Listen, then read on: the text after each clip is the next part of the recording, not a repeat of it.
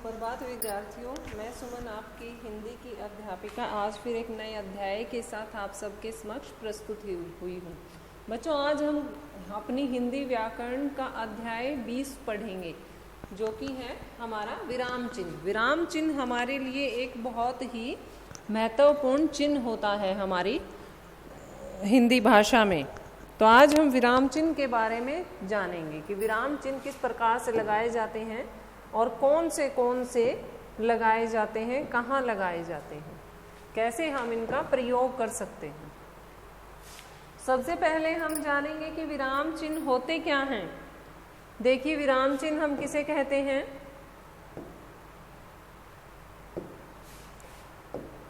भाषा को पढ़ते या लिखते समय भावों को अच्छी तरह समझाने के लिए या विराम देने के लिए, कहीं रुकने के लिए जिन संकेत चिन्हों का प्रयोग किया जाता है उन्हें हम विराम चिन्ह कहते हैं। किसे कहते हैं? भाषा को पढ़ते या लिखते समय, दोनों ही स्थितियों में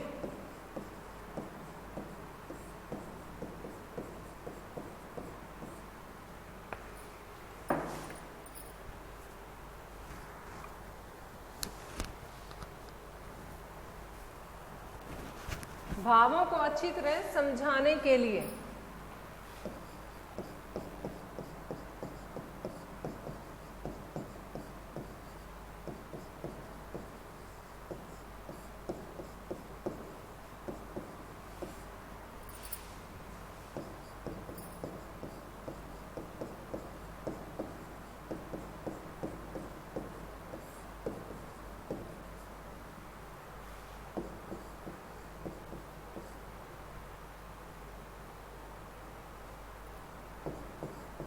जिन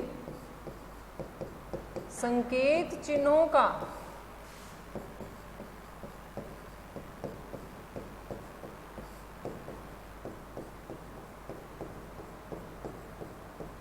प्रयोग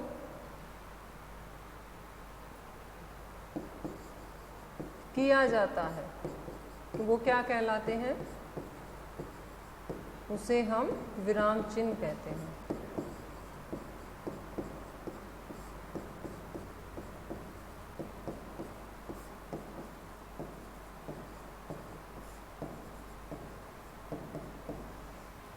भाषा को पढ़ते या लिखते समय, दोनों ही स्थितियों में बच्चों, पढ़ते समय भी और लिखते समय भी, भावों को जब हम अच्छी प्रकार से प्रकट करने के लिए, समझाने के लिए जिन संकेतों का, जिन चिन्हों का हम प्रयोग करते हैं उसे हम विराम चिन्ह कहते हैं। ठीक है। अब विराम चिन्ह कितने प्रकार के होते हैं, उनमें से कुछ जो मुख्य हैं वो हम यहाँ देखेंगे। सबसे पहला है हमारा पूर्ण विराम। पूर्ण विराम हम किस प्रकार से लगाते हैं? देखिए, ये है हमारा पूर्ण विराम का जो चिन्ह है, वो ऐसे लगता है। ठीक है, इसको मैं हटा देती हूँ, नहीं कुछ बच्चे समझेंगे कि ये पूरा ही विराम चिन्ह है, इसी प्रकार से लगेगा। सिर्फ ये क्या है? विराम चिन्ह है। ठीक है। और विराम चिन्ह, इसकी परिभाषा हम किस प्रकार से देखेंगे? प्रत्येक वाक्य के समाप्त होने पर हम इसे लगाते हैं। जब हमारा वाक्य खत्म होता है वहां हम इसका प्रयोग करते हैं। जैसे, आज राम स्कूल जाएगा।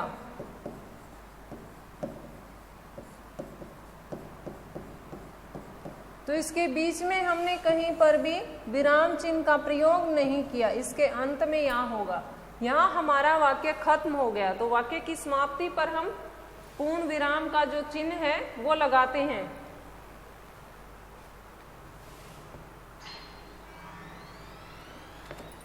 ये देखिए कि पूर्ण विराम का प्रयोग कहाँ कहाँ नहीं होता, इसके बारे में भी हम जानेंगे। जिन वाक्यों में प्रश्न या विस्मय का बोध होता है वे भी वाक्य पूर्ण होते हैं। इन्होंने कहा है कि वाक्य के पूर्ण होने पर पूर्ण विराम का प्रयोग किया जाता है, लेकिन जहां प्रश्न या विस्मय होता है तो वहां पूर्ण विराम का प्रयोग नहीं होता। प्रश्न जहां होता है वहां हम इसका प्रयोग करेंगे और विस्मय जहां होगा वहां हम ये भी लगा सकते हैं और ये भी लगा सकते हैं। ठीक है, इसके बाद देखिए अल्प विराम। अल्प विराम, इसे हम अल्प विराम कहेंगे। अल्प विराम का प्रयोग कहाँ होता है? जब दो या दो से अधिक, कम से कम 3, जैसे हम कई चीजें एक साथ लिखते हैं, जैसे हमने लिखा रोटी, दूध, दही, चावल आदि, तो यहां इनके बीच में क्या आया? ये अल्प विराम का चिन्ह आया।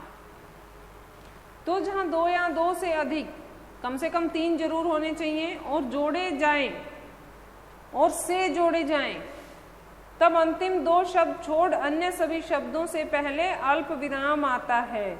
इन सब के बीच में आया ना अल्प विराम, अंतिम से पहले आएगा, अंतिम के बाद नहीं आएगा।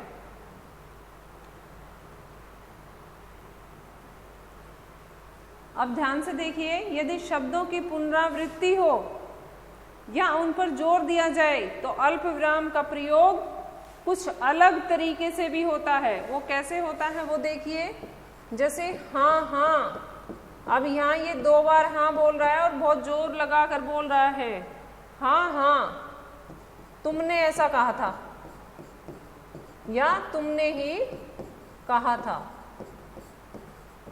पूरा जोर लगाकर दबाव बना रहा है उस पर कि ये बात तुमने ही कही थी। इसके बाद देखिए अर्ध विराम। अर्ध विराम, इसका जो चिन्ह है वो ये होगा। ठीक है, और इसका प्रयोग कहाँ होगा?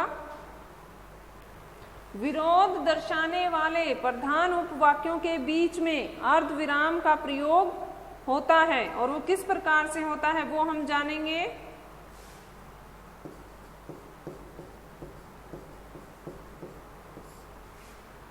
मनुष्य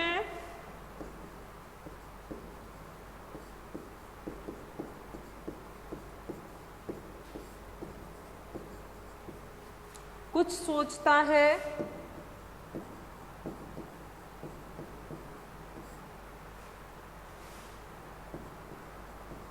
ईश्वर कुछ और ही करता है।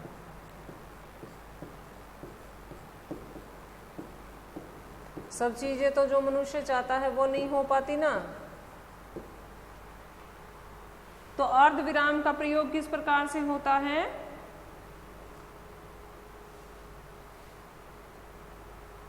अर्ध विराम अल्प विराम तथा पूर्ण विराम के बीच की अवस्था है। अर्ध विराम कैसी अवस्था है? अल्प विराम और पूर्ण विराम के बीच की अवस्था है।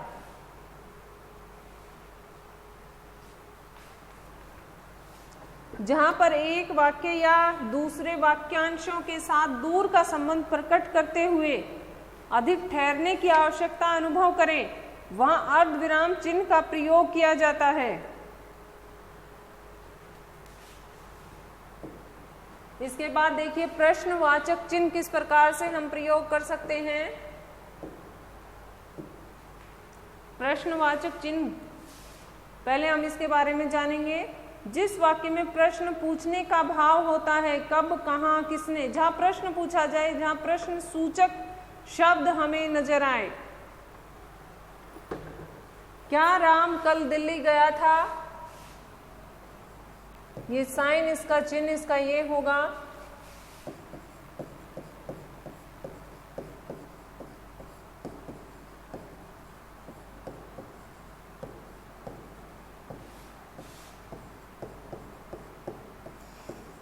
उसे नहीं मालूम है कि राम दिल्ली गया था या नहीं गया था, वो प्रश्न करके पूछ रहा है कि क्या राम कल दिल्ली गया था। तो यह न ही विराम चिन्ह आया, न अर्ध विराम, न अल्प विराम, ऐसा कुछ नहीं आया। यहाँ क्या आया? प्रश्न सूचक चिन्ह। जहां प्रश्न किया जाएगा वहां क्या आएगा? प्रश्नवाचक चिन्ह आएगा। नेक्स्ट देखिए विस्मय आदि बोधक। विस्मय आदि बोधक चिन्ह कैसे होगा?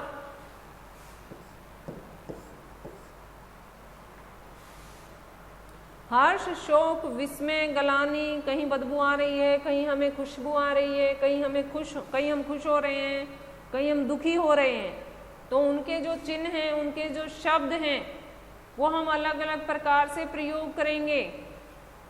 जैसे वाह,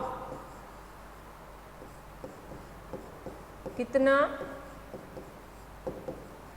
सुंदर नजारा है।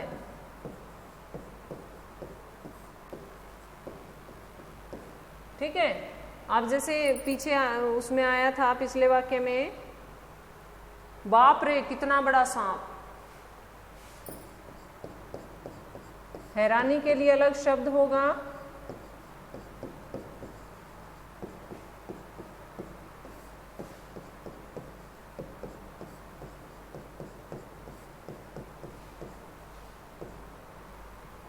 इसके बाद देखिए योजक चिन्ह। योजक चिन्ह हम किस प्रकार से प्रयोग कर सकते हैं?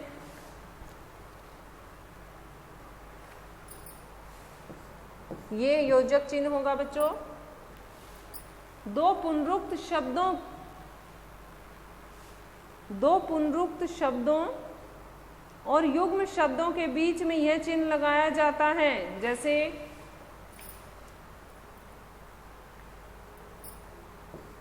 रात, दिन, काला, सफेद, ऊपर, नीचे। तो ये क्या कहलाए? ये जो है ये क्या है? योजक चिन्ह है।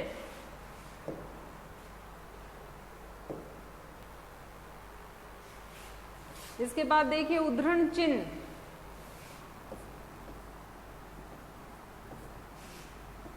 उद्धरण चिन्ह हम दो प्रकार से लगा सकते हैं, जिन्हें आप इंग्लिश में इन्वर्टेड कॉमास भी कहते हो।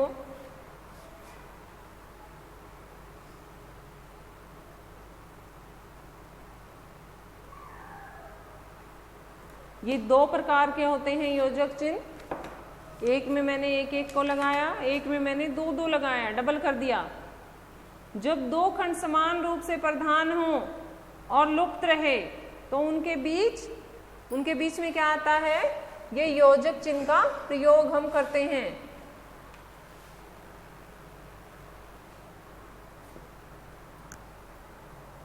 उदाहरण देखिए,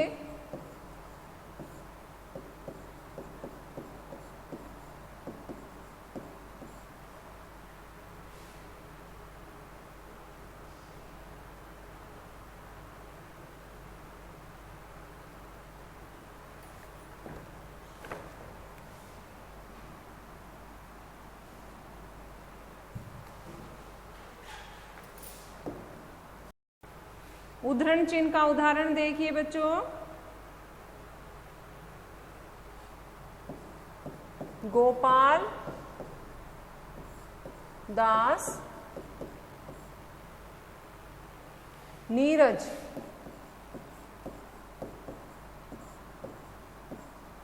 अच्छे कवि हैं।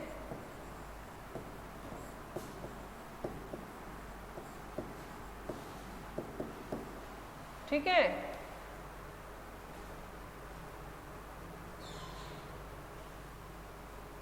दूसरे प्रकार से जो हम करते हैं वो भी देखेंगे।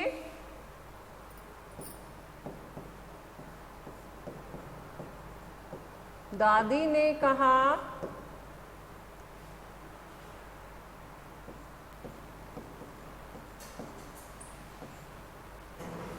कुछ पढ़ा लिखा भी करो।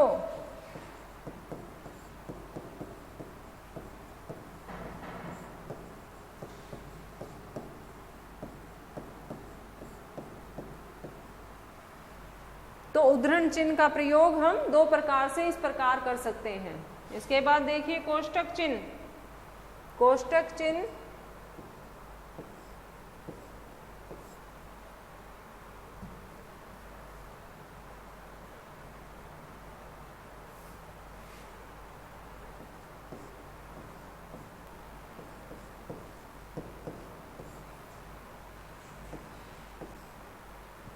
इस प्रकार से हम क्वेश्चन चिन्ह लगा सकते हैं किसी पद को समझाने के लिए अथवा उसे स्पष्ट करने के लिए। जैसे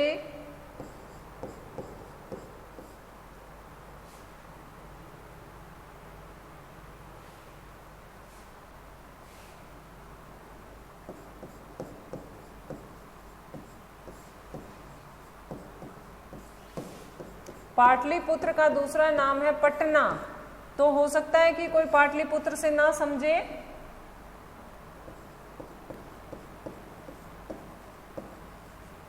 तो पटना से समझ जाए।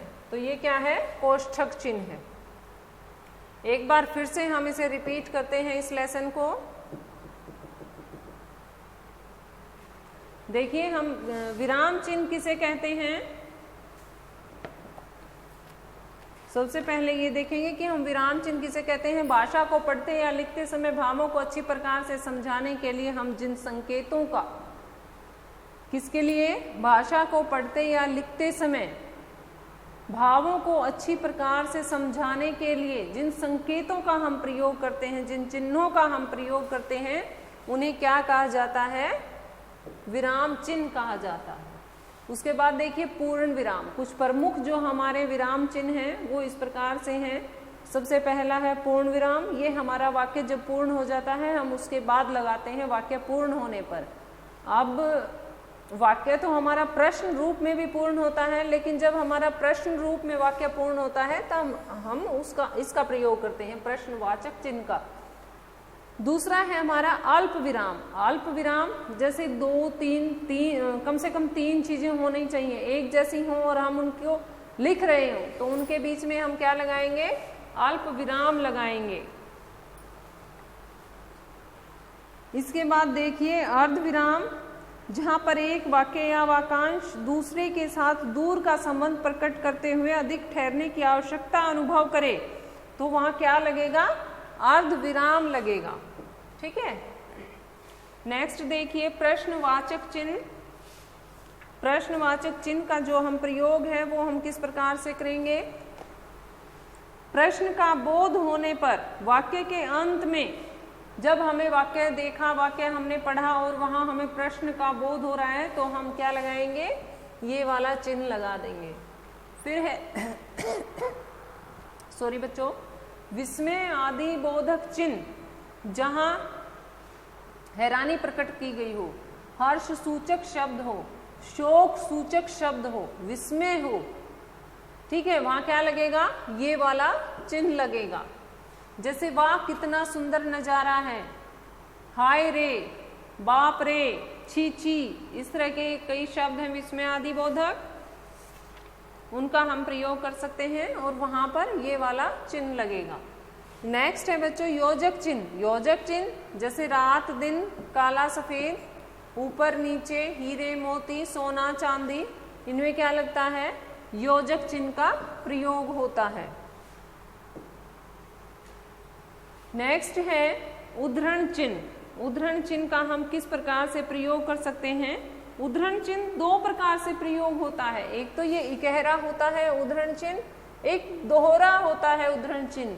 जैसे गोपाल दास नीरज अच्छे कवि हैं। अब हम किसके बारे में बता रहे हैं? गोपाल दास के बारे में बता रहे हैं। नीरज को हमने कोमाज में ले लिया, उद्धरण चिन्ह के अंदर रख दिया। इस पर हमने दबाव देकर बताया कि कौन है। यदि किसी के कथन को ज्यों का त्यों कहा जाए, उसे दोहरे चिन्ह के भीतर रखा जाता है, और यदि कथन का केवल कोई खंड, कोई शब्द या वाक्यांश हो तो इकहरे चिन्ह के अंदर रखा जाता है। ठीक है, समझ में आया आपको अच्छी प्रकार से? जैसे लेखक का उपनाम है, ये जो नीरज है ये क्या है? लेखक का उपनाम है, इसे हमने इकहरे उद्धरण चिन्ह के अंदर रख दिया। नेक्स्ट देखिए कोष्ठक चिन्ह। कोष्ठक चिन्ह किसे कहते हैं? कोष्ठक चिन्ह का हम किस प्रकार से प्रयोग कर सकते हैं? किसी शब्द या वाक्यांश का अर्थ स्पष्ट करने या उसकी व्याख्या करने के लिए उसे हम कोष्ठक के भीतर रखते हैं, और वो इस प्रकार से रखते हैं। राम के अनुज लक्ष्मण से रहा न गया।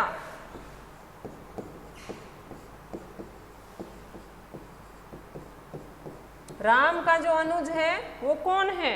ये देखिए हम कोष्ठक में रखकर इसको बता देंगे। अनुज हमने किसे कहा है? लक्ष्मण जी को।